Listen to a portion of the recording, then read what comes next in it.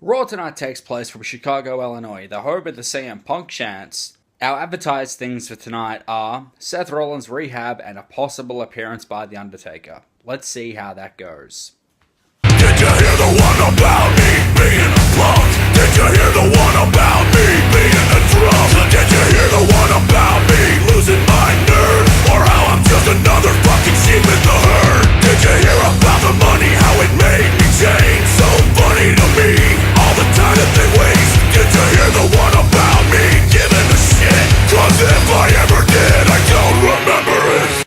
Raw tonight takes place in Chicago. Let's see how long it takes before we get CM Punk chants. However, Jericho starts the night to a massive ovation. He comes out and is quickly interrupted by Kevin Owens. Jericho then decides that he wants to know why Kevin did what he did. Kevin responds by saying to Jericho that he was never his best friend and he was just a tool, but a very good tool. Guys, Jericho is a tool.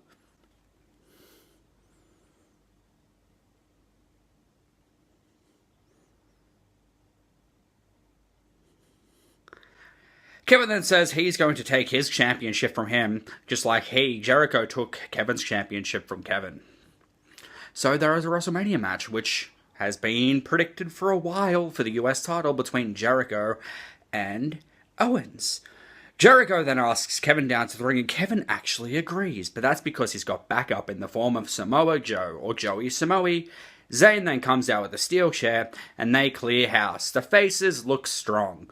After the ad break then, we have a match between KO and Sami. Kevin is brutal and destroys Sami. Pretty much sums it up. Remember when we weren't going to get this match again?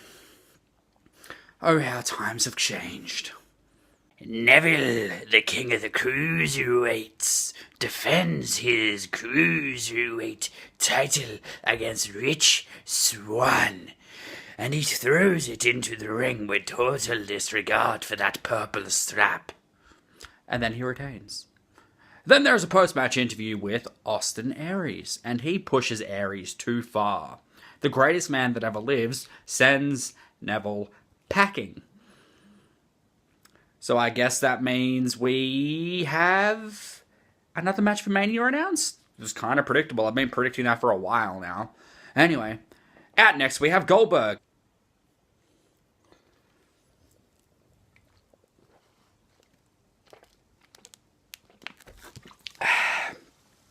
Tasty. And that's where I CM Punk chants. So, There's our Punk chants. With Goldberg in the ring. Yay! Yes, I hear you too. He says that the title is as much his as it is ours. I don't really want that fruit roll-up. He can keep it for himself. Heyman then comes out with Lesnar and says that Lesnar's going to shake his hand. Lesnar doesn't shake his hand. Lesnar gives him an F5, which means we have actually seen Goldberg take a bump in 2017. It didn't look very good. This is how Goldberg took his bump.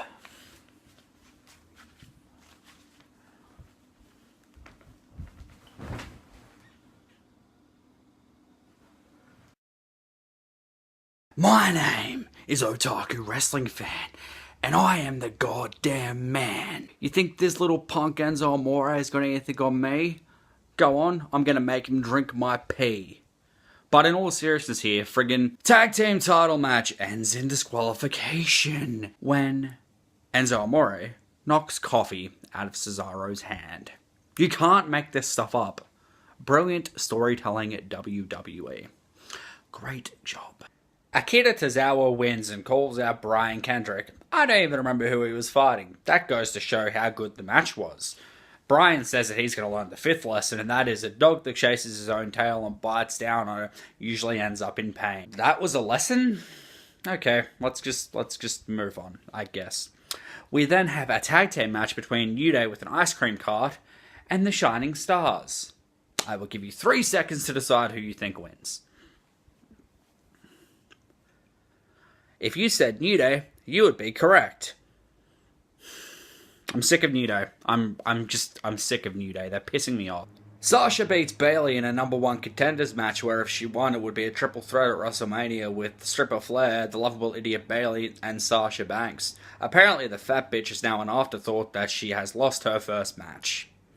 Joey Samoa versus Y2K Chris Jericho. Joey Samoa chokes out Chris Jericho and then wins via countout. At least Joey Samoa still looks strong. I honestly thought the Balor was going to return during that segment, but no. Turns out Chris can handle everything by himself. Braun Strowman out to the ring and he calls down Roman Reigns. He says that Chicago doesn't like him. I don't just think it's Chicago. And neither does he. The Undertaker comes out and gets into a furious stare down with Strowman, and Strowman retreats.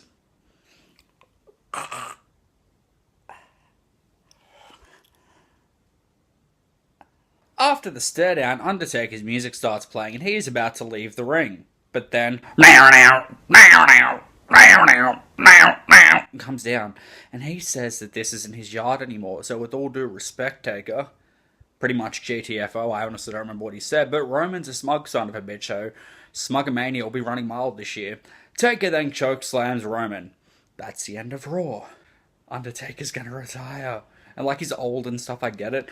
But like, I don't think he should go out on his back personally, and this ain't gonna help Roman get over unless they turn him heel. But let's be honest here, it's not gonna happen because they refuse to pull that trigger. That trigger is right there, and all they have to do is...